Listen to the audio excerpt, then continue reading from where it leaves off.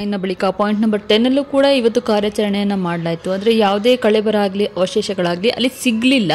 So ಭಾರಿ ಮಳೆ ಕೂಡ ಸ್ಟಾರ್ಟ್ ಆಗಿದೆ. ಮಳೆ ಸ್ಟಾರ್ಟ್ ಆಗಿರೋಂಥ ಕಾರಣ ಅಲ್ಲಿ ಕಾರ್ಯಾಚರಣೆಯನ್ನು ಸದ್ಯಕ್ಕೆ ಸ್ಥಗಿತ ಮಾಡಲಾಗ್ತಿದೆ. ನಾಳೆ ಅಂದರೆ ನಾಳೆ ಭಾನುವಾರ ಕಾರ್ಯಾಚರಣೆ ನಡೆಯೋದು ಅಷ್ಟು ಆಗಲ್ಲ ಅಂತ ಹೇಳ್ತಾ ಇದ್ದಾರೆ. ಕಾರ್ಯಾಚರಣೆ ಮಾಡೋದಿಲ್ಲ ಅಂತ ಹೇಳಿ.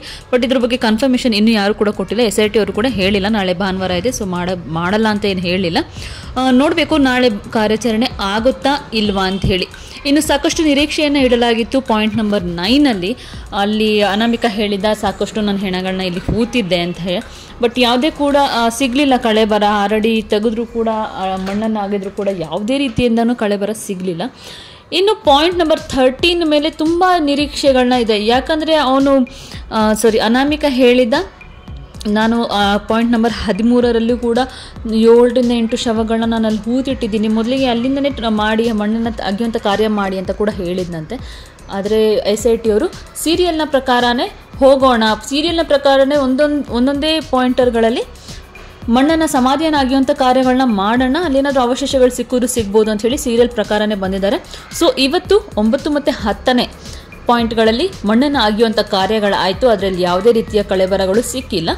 ಸೊ ನಾಳೆ ಸಂಡೇ ಆಗಿರೋದ್ರಿಂದ ಇನ್ನೂ ಯಾರು ಕೂಡ ಹೇಳ್ತಾ ಇಲ್ಲ, ಬಟ್ ಮಾಡ್ಬೋದು. ಯಾಕಂದರೆ ಇದು ಸ್ವಲ್ಪ ಮೇಜರ್ ವಿಚಾರ ಆಗಿರೋದ್ರಿಂದ, ಸೂಕ್ಷ್ಮ ವಿಚಾರ ಆಗಿರೋದ್ರಿಂದ ಅದನ್ನು ಗ್ಯಾಪ್ ಬಿಟ್ಟರೆ ಯಾವುದಾದ್ರೂ ಸಾಕ್ಷಿ ನಾಶ ಆಗುವಂಥ ಚಾನ್ಸಸ್ ತುಂಬ ಇರುತ್ತೆ. ಸೊ ನಾಳೆ ಕೂಡ ಕಾರ್ಯಾಚರಣೆ ಮಾಡಬಹುದು. ಅದಾದ ನಂತರ ಇನ್ನು ಉಳಿದಿರುವಂತಹ 11, 12, 13 ಈ 3 ಪಾಯಿಂಟ್ಗಳನ್ನು ಏಕಕಾಲಕ್ಕೆ ತೆಗಿತಾರೆ ಅಂತ ಹೇಳಲಾಗ್ತಾ ಇದೆ. ಸೊ ಏಕಕಾಲಕ್ಕೆ 3 ಕಡೆ ಕೂಡ ಸಮಾಧಿಯನ್ನು ಅಗೆಯುವಂಥ ಕಾರ್ಯ ಮಾಡಿದ್ರೆ ಅಲ್ಲಿ ಏನಾದರೂ ಸಿಗಬಹುದು ಅಂತ ಹೇಳಲಾಗ್ತಾ ಇದೆ.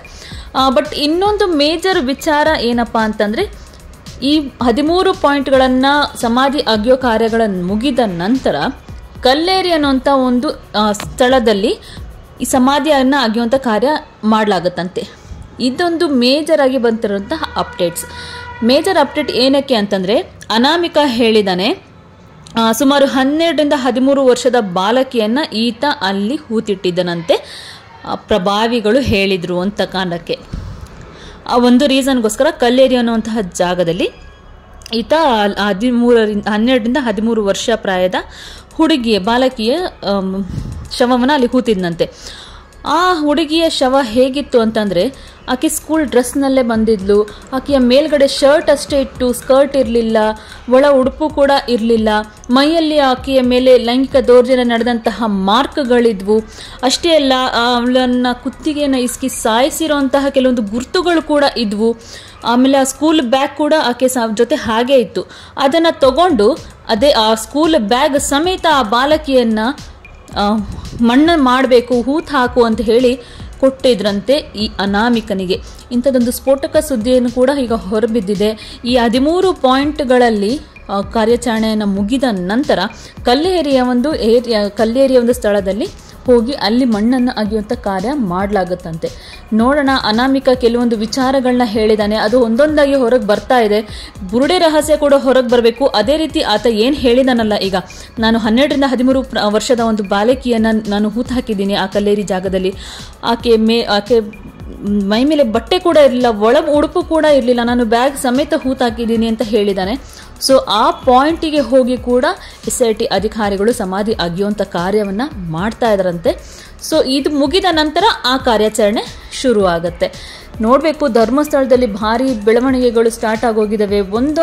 ಒಂದು ರಹಸ್ಯನ ಭೇದಿಸೋಕೋದ್ರೆ ಮಗದೊಂದು ರಹಸ್ಯ ಹುಟ್ಕೊಳ್ತಾನೆ ಇದೆ. ಆ ಎಲ್ಲ ರಹಸ್ಯಗಳನ್ನ SIT ಅಧಿಕಾರಿಗಳು ನಿಷ್ಪಕ್ಷಪಾತವಾಗಿ ಭೇದಿಸಿ ತಪ್ಪಿತಸ್ಥರಿಗೆ ಶಿಕ್ಷೆಯನ್ನು ಕೊಡಿಸಲೇಬೇಕು. ನಮ್ಮ ಹೋರಾಟ ಏನಿದ್ರು ಅನ್ಯಾಯದ ವಿರುದ್ಧ ಅಷ್ಟೇ, ಯಾವ ಕ್ಷೇತ್ರದ ವಿರುದ್ಧನೂ ಅಲ್ಲ, ಯಾರ ವಿರುದ್ಧನೂ ಅಲ್ಲ. ತಪ್ಪು ಮಾಡಿದವ್ರಿಗೆ ಶಿಕ್ಷೆ ಆಗಲೇಬೇಕಿದೆ. ಯಾರಾದರೂ ಮಾಡಿರ್ಬೋದು, ಅದು ಹಿಂದೆ ಅನ್ಯಾಯ ಮಾಡಿರೋದ್ರೂ ಆಗಿರ್ಬೋದು, ಈಗ ಅನ್ಯಾಯ ಮಾಡ್ತಿರೋರ್ಗಾದ್ರೂ ಆಗಿರ್ಬೋದು, ಶಿಕ್ಷೆ ಆಗಲೇಬೇಕಿದೆ ಅಷ್ಟೇ. ಅಲ್ಲಿ ನಾನು ಆ ಬಾಲಕಿ ಶವವನ್ನು ಹೂತಿಟ್ಟಿದ್ದೆ. ಆಕೆ ಶಾಲಾ ಸಮವಸ್ತ್ರದಲ್ಲೇ ಸಿಕ್ಕಿದ್ಲು. ಆಕೆ ಮೇಲ್ಗಡೆ ಮೇಲ್ವಸ್ತ್ರ ಮಾತ್ರ ಇತ್ತು, ಬಟ್ ಕೆಳಗಡೆ ಸ್ಕರ್ಟ್ ಆಗಲಿ ಒಳ ಹುಡುಪಾಗಲಿ ಯಾವುದೂ ಕೂಡ ಇರಲಿಲ್ಲ ಅಂತ ಈತ ಹೇಳ್ಕೊಂಡಿದ್ದಾನೆ. ಸೊ ಕಲ್ಲೇರಿ ಮೇಲೆ ಎಲ್ಲರ ಕಣ್ಣು ಇವಾಗ ಬಿದ್ದಿದೆ. ಈ 13 ಪಾಯಿಂಟ್ಗಳ ಕಾರ್ಯಾಚರಣೆ ನಡೆದ ಮೇಲೆ ಅಲ್ಲಿಗೂ ಕೂಡ ಹೋಗಿ SIT ಅವರು ಮಣ್ಣನ್ನು ಅಗೆಯುವಂಥ ಕಾರ್ಯ ಮಾಡ್ತಾರೆ. ಅಲ್ಲಿ ಒಂದು ಪೆಟ್ರೋಲ್ ಬಂಕ್ ಇದೆ ಕಲ್ಲೇರಿ ರೋಡಲ್ಲಿ. ಆ ಕಲ್ಲೇರಿ ರೋಡಲ್ಲಿ ಇರುವಂಥ ಪೆಟ್ರೋಲ್ ಬಂಕ್ ಪಕ್ಕದಲ್ಲಿ 500 ಮೀಟರ್ಗಳ ಅಂತರದಲ್ಲಿ ಹೂತಿಟ್ಟಿದ್ದೆ ಅಂತ ಹೇಳಿದ್ದಾನೆ. ಸೊ ಅನಾಮಿಕ ಹೇಳಿದ ಹಾಗೆ ಅಲ್ಲಿ ಹೋಗಿ SIT ಅಧಿಕಾರಿಗಳು ಕೂಡ ಇವಾಗ ಅಲ್ಲಿ ಕಾರ್ಯಾಚರಣೆಯನ್ನು ಮಾಡೋಕ್ಕೆ ಮುಂದಾಗಿದ್ದಾರೆ. ಸೊ ಇದಾದ ನಂತರ 2010 ಅಂತ ಅವ್ನು ಹೇಳಿರೋದ್ರಿಂದ 2010ರಲ್ಲಿ ಯಾರಾದರೂ ಮಿಸ್ಸಿಂಗ್ ಕೇಸ್ಗಳನ್ನ ಕಂಪ್ಲೇಂಟ್ ಮಾಡಿದರೆ ಸುತ್ತಮುತ್ತಲ ಬೆಳ್ತಂಗಡಿ ಅಥವಾ ಮಂಗಳೂರು ಈ ಕಡೆ ಸೈಡ್ ಅಥವಾ ಏರಿಯಾದವರು ಕಲ್ಲೇರಿ ಏರಿಯಾದವರು ಮತ್ತು ಆ ಕಡೆ ಸಣ್ಣ ಪುಟ್ಟ ಗ್ರಾಮಗಳಲ್ಲಿ ಯಾರಾದರೂ ಮಿಸ್ಸಿಂಗ್ ಕೇಸ್ನ ಕಂಪ್ಲೇಂಟ್ನ ಹಾಕಿದಾರಾ, ಈ ಒಂದು 12ರಿಂದ 13 ಅಥವಾ 15 ವರ್ಷಗಳ ಒಳಗಿನ ಯಾರಾದರೂ ನಮ್ಮ ಮನೆಯ ಬಾಲಕಿ ಮಿಸ್ ಆಗಿದ್ದಾಳೆ ಅಂಥೇಳಿ ಕಂಪ್ಲೇಂಟ್ ಮಾಡಿದ್ದಾರೆ ಅಂಥೇಳಿ ಈಗಾಗಲೇ ಅದರ ಲಿಸ್ಟನ್ನು ಕೂಡ SIT ಅಧಿಕಾರಿಗಳು ತರಿಸ್ಕೊಳ್ತಾ ಇದ್ದಾರೆ. ಸೊ ಈ 13 ಪಾಯಿಂಟ್ಗಳನ್ನು ಕಾರ್ಯಾಚರಣೆ ಮುಗಿದ ನಂತರ ಈ ಕಲ್ಲೇರಿಯ ಏರಿಯಾಗೆ ಹೋಗಿ ಆತ ಏನು ಹೇಳ್ತಾ ಇದ್ದಾನೆ, ಪೆಟ್ರೋಲ್ ಬಂಕ್ನ 500 ಮೀಟರ್ ಆಸುಪಾಸಿನಲ್ಲಿ ನಾನು ಅದನ್ನು ಆಕೆ ಒಬ್ಬ ಬಾಲಕಿಯ ಶವವನ್ನು ಹೂತಿಟ್ಟಿದ್ದೆ ಅಂತ ಆತ ಅಲ್ಲಿ ಹೋಗಿ ಕೂಡ ಕಾರ್ಯಾಚರಣೆಯನ್ನು ಮಾಡ್ತಾರೆ. ಸೊ ಕಾದು ನೋಡಬೇಕಿದೆ ಏನಾಗುತ್ತೆ. ಧರ್ಮಸ್ಥಳದಲ್ಲಿ ದಿನೇ ದಿನೇ ಬೆಳವಣಿಗೆಗಳು ಜಾಸ್ತಿ ಆಗ್ತಾ ಇದೆ, ದಿನೇ ದಿನೇ ಕ್ಯೂರಿಯಾಸಿಟಿಗಳು ಕೂಡ ಜಾಸ್ತಿ ಆಗ್ತಾ ಇದೆ. ಅನಾಮಿಕ ಪ್ರತಿಯೊಂದು ಹೇಳಿಕೆಗಳನ್ನ ಅವನು ಯಾವುದೇ ಮುಲಾಜಿಲ್ಲದೆ ಯಾವುದೇ ರೀತಿಯಿಂದನೂ ಭಯ ಇಲ್ಲದೆ SIT ಅಧಿಕಾರಿಗಳ ಮುಂದೆ ಹೇಳಿದ್ದಾರೆ. ಸೊ ಅವನಿಗೂ ಕೂಡ ಪ್ರಾಣ ಬೆದರಿಕೆ ಅನ್ನೋದು ಇದ್ದೇ ಇದೆ. ಸಾಕ್ಷ್ಯ ನಾಶಗಳು ಆಗದೇ ಇದ್ದರೆ ಅಷ್ಟೇ ಸಾಕಿದೆ, ಸತ್ಯಗಳು ಹೊರ ಬರಬೇಕಿದೆ ಅಷ್ಟೇ.